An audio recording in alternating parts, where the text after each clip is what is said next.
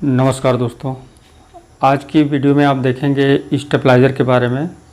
जो कि स्टेबलाइज़र हमारा चाहे पुराना हो या नया इस समय जो चल रहा है, जो असेंबलिंग होता है और ब्रांडेड, ये काम कैसे करते हैं। क्योंकि कभी कभी हम जब उसे ओपन करते हैं तो देखते हैं कि एक वायरों का जंजाल, उसमें एक जाल जैसा जो है बना रहता है, जो कि पुराने वर्जन में था। और इसी समय जो है, जो लेटेस्ट इस समय माइक्रो हमारे जो निकले हुए हैं, जैसे 7 स्टेप ये हुआ और ये 5 स्टेप ये, यानी इसमें जो माइक्रो बोर्ड इस समय यूज किए जाते हैं, जो काफ़ी स्टेबलाइज़र को काफ़ी आसान बना दिए हैं। और इधर सिल्वर बाइंडिंग भी हमारे जो यूज हो रहे हैं, ज़्यादातर सेटों में जो अब जितने कंपनियां हैं वो भी सिल्वर ही यूज कर रही हैं। इससे काफ़ी चीप भी हो जाता है, सस्ता भी हो जाता है हमारा स्टेबलाइज़र। लेकिन आप लोगों को सबसे इजी बता दें कि जब ओपन करते हैं तो उसमें ये कन्फ्यूजन होता है कि ये काम कैसे करता है, इसकी सेटिंग कैसे होती है। तो हम सबसे पहले इसके वर्किंग के बारे में बताएंगे, क्योंकि इससे पहले हमने जो वीडियो बनाई थी LCD LED टीवी की, आप लोगों ने काफ़ी प्रशंसा किया था और हमने जो बहुत सबके कमेंट पढ़े हैं उसमें, तो उसके लिए आपको ढेर सारी शुभकामनाएं, धन्यवाद। और हमें अच्छा लगा कि आप लोगों ने जो मेरा लाइव सेशन ज़्यादा आप पसंद किए, लाइक किए। तो इसलिए अब हम कोशिश करेंगे आपको जितने भी ये सिस्टम है, जितना भी हमको नॉलेज है, वो आपको हम सबसे पहले ये ग्रीन बोर्ड पे, वाइट बोर्ड पे आपको देते रहेंगे। और इसके बाद आपको इजी ये हो जाता है, जैसे लोग कहते हैं कि नहीं पहले प्रैक्टिकली फिर थ्योरी, लेकिन ये गलत बात है। अगर कोई चीज़ बना है तो उसका पहले थ्योरी होना चाहिए। क्योंकि मान लीजिए आप किसी पैनल पे जाते हैं या मान लीजिए स्टेबलाइज़र में गए, तो पहले आपको थ्योरी मालूम है, तभी आप वहाँ पे ढूंढ सकते हैं कि ये रिले फॉल्ट है या रिले फॉल्ट है। नहीं तो आपको ढूंढते ढूंढते उसमें काफ़ी समय लग जाएगा। उसके बाद आप निकालेंगे, एक एक रिले निकालेंगे और फिर ये कन्फ्यूजन रहेगा कि कौन सा फॉल्ट है। वैसे जो जानते हैं उनके लिए कोई बात नहीं, जो नहीं जानते हैं उनके लिए बताते हैं कि पहले उसके थ्योरी को समझें कि वो काम कैसे करता है और कितने वोल्टेज पे कहाँ कौन सा रिले ऑन होगा, तभी ये सप्लाई यहाँ जाएगी, या कौन सा फॉल्ट है। फॉल्ट देखते ही आपको जो है उस जगह पे हाथ जाना चाहिए जहाँ पे फॉल्ट है, यानी उसके आसपास भी हो सकता है, ये नहीं कहते हैं। कभी कभी फॉल्ट से भी कई फॉल्ट क्रिएट हो जाते हैं, एक साथ 2 जगह फॉल्ट हो जाते हैं। लेकिन फिलहाल हम आज थ्योरी को समझेंगे और इतना इजी आपको बताएंगे कि इतना आपने कभी सोचा नहीं होगा कि जिस हिसाब से स्टेबलाइज़र काम करता है। तो चलिए देखते हैं। ये देख लीजिए, ये 5 लूप है इसमें, 1 2 3 4 5, और ये 90 से 290, 280 290 300 तक आप यहाँ पे, यानी ये स्टार्टिंग है। स्टार्टिंग मतलब ये जो है न्यूट्रल पॉइंट है, ये कॉमन हुआ। जो AC हमारी होती है यहाँ न्यूट्रल जुड़ेगा। और लास्ट में इसकी जो कैपेसिटी होती है ये 290 होती है, 300 होती है, 280 होती है यहाँ पे इस ट्रांसफार्मर के। लेकिन इसके बीच में जो रिले लगता है, हम 3 रिले पे जो है इसका ऑपरेशन बताएंगे कैसे होता है। और इसे आप देख सकते हैं कि जैसे एक 5 स्टेप पे हम बताएंगे ये, इसमें 5 स्टेप पे जैसे 1 स्टेप है, ये सारे रिले हैं, ये 3 रिले हैं। 1 सेकंड लिख दे रहे हैं। 1 first relay, second relay, third relay,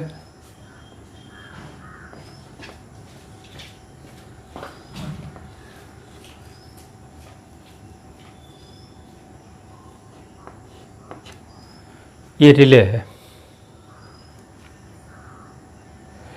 अब यहाँ पे आप देखेंगे 5 स्टेप। अब स्टेप कैसे काम करता है आप देखेंगे, यहाँ पे हम आपको बताएंगे कि फर्स्ट स्टेप में सारे रिले ऑफ रहेंगे और इनपुट सप्लाई जो हमारी है, ये इनपुट है,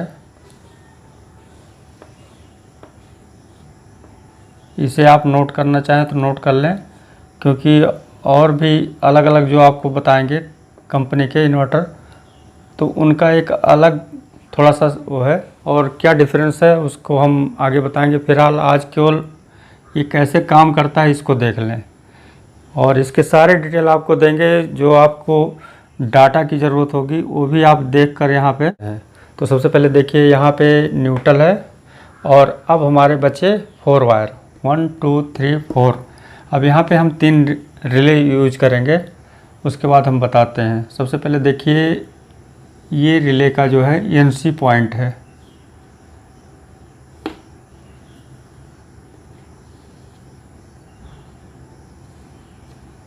खैर इसमें देर लग जाता है बनाने में, कोशिश करेंगे अब बना कर रखेंगे।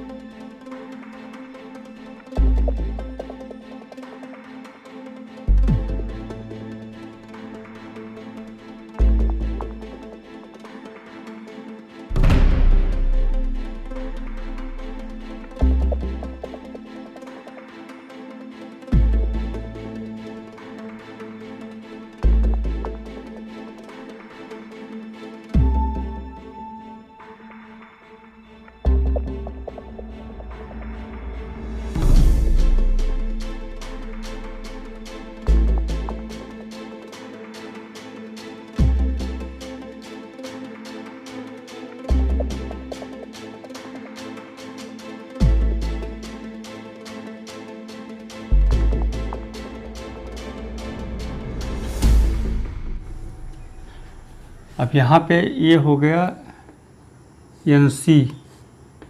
NC मतलब नॉर्मल कनेक्ट। NO मतलब हो गया नॉर्मल ओपन। और इसके बाद यहाँ जो बीच में है ये पोल है, इसे P से इंडिकेट करेंगे। और ये हो गया NC और ये हो गया NO। यहाँ पे हो गया P यानी पोल। NC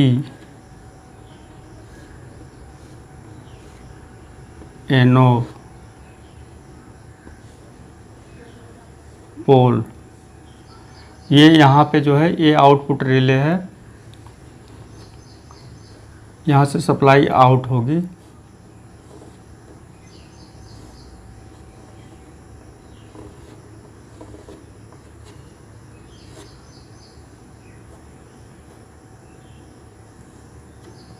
यहाँ से सप्लाई आउट होगी।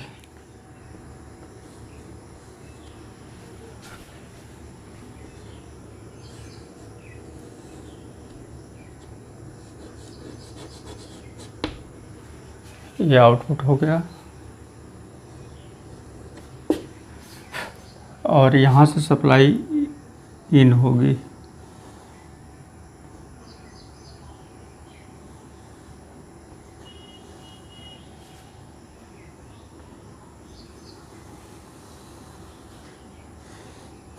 ऐसे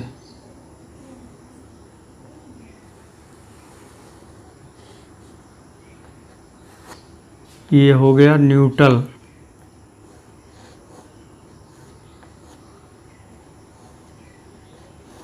और ये हो गया फेज।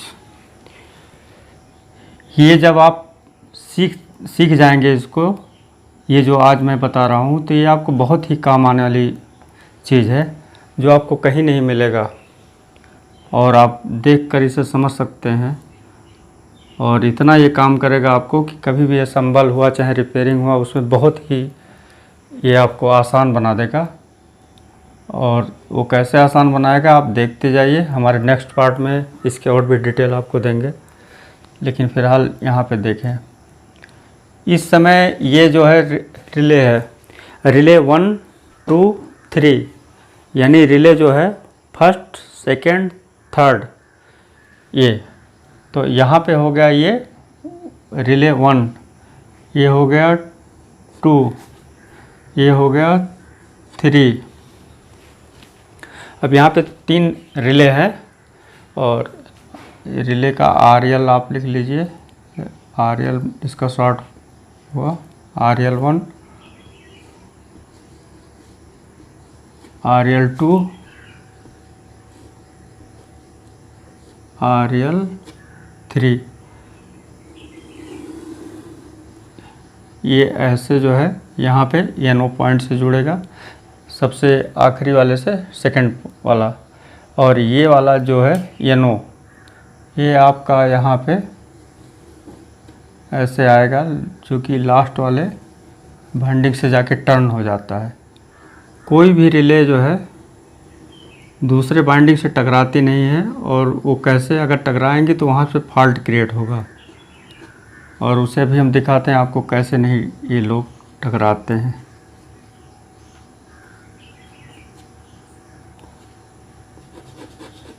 यहाँ पे इंडिकेट कर दे रहे हैं जो कि नॉर्मल कनेक्ट है। ये जो भरा हुआ वाला ऑप्शन है ये ऑलरेडी यहाँ पे कनेक्ट है।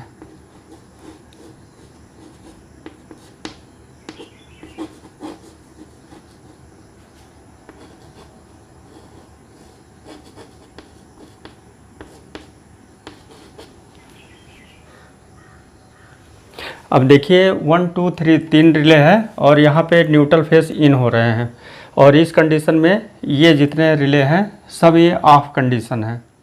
ये रिले ऑफ कंडीशन मतलब नॉर्मल कनेक्ट हैं, और जब इनको जो है सप्लाई मिलेगी तो ये रिले ऑन होगा। तो यहाँ पे देखिए सबसे पहले जो स्टार्टिंग होती है हमारी 90 वोल्ट की, जैसे 90 से और 290 या 280 जो भी है, तो स्टार्ट करेंगे। यहाँ पे हम जब 90 वोल्ट देते हैं तो सारे रिले बंद रहेंगे। ये हुआ पहला स्टेप। पहला स्टेप यहाँ पे इसलिए क्योंकि सबसे पहले आपको दिखा दिए हैं। यहाँ पे देखिए जैसे ऑफ ऑफ ऑफ, इस समय जो है 90 वोल्ट से 110 वोल्ट, यानी ये जो बाइंडिंग का लूप है फर्स्ट वाला लूप, यहाँ पे जो है 90 से 110। आप जब 90 वोल्ट जैसे है तो इस कंडीशन में सारे वोल्ट जो है, अरे ये सारे रिले ऑफ हैं, और इस समय जो है यहाँ पे 200 वोल्ट की सप्लाई मिल रही है। उसके बाद जो है जैसे यहाँ पे 110 वोल्ट करेंगे बैरिक से बढ़ा के, तो 110 पे क्या होगा, ये जो है सप्लाई 220 के आसपास पहुँच जाएगी, जो यहाँ आउटपुट में मिल रही है। और इस कंडीशन में ये हुआ पहला स्टेप। पहले स्टेप में तीनों रिले बंद, किसी पे भी कोई जो है, ये कॉइल होता है, अभी हम आपको ये मिटा के फिर बताते हैं, स्टार्ट करते हैं। इसे आप ध्यान से देख लें या नोट कर लें, बहुत काम की ये है टॉपिक।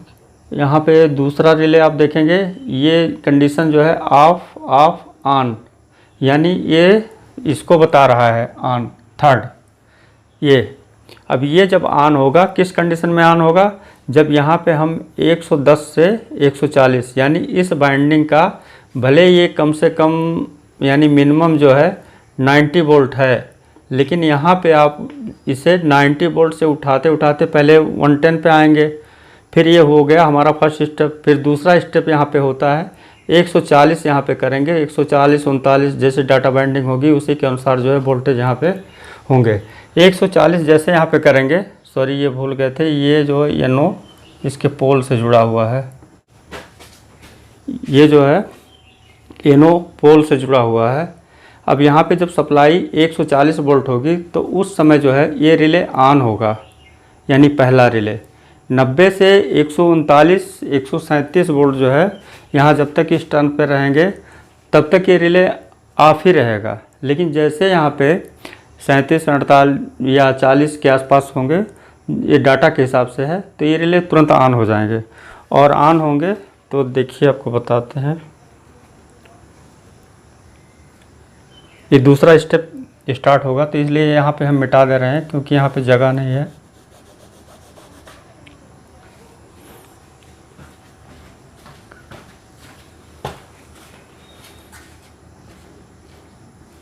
ऐसे कॉइल होता है रिले में, ऐसे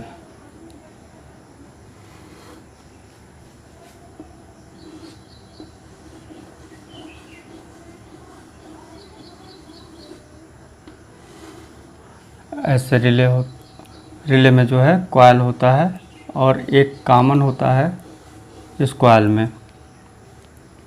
हम इस समय के जो लेटेस्ट माइक्रो कंट्रोलर बोर्ड लग रहे हैं उसके आधार पे हम आपको बता रहे हैं। अब यहाँ पे जो है ऐसे एक कॉमन हो जाएगा ऐसे।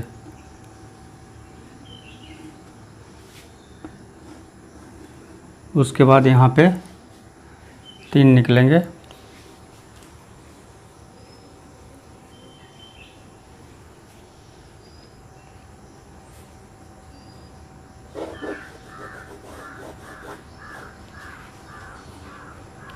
अब यहाँ पे देखिए, जब ये 140 की सप्लाई होगी यहाँ पे 140 की, तो ये रिले में जो है यहाँ पे निगेटिव वोल्ट आ जाएंगे, वो भी ट्रांजिस्टर के द्वारा, और पॉजिटिव इसमें ऑलरेडी कॉमन रहेंगे तीनों रिले में।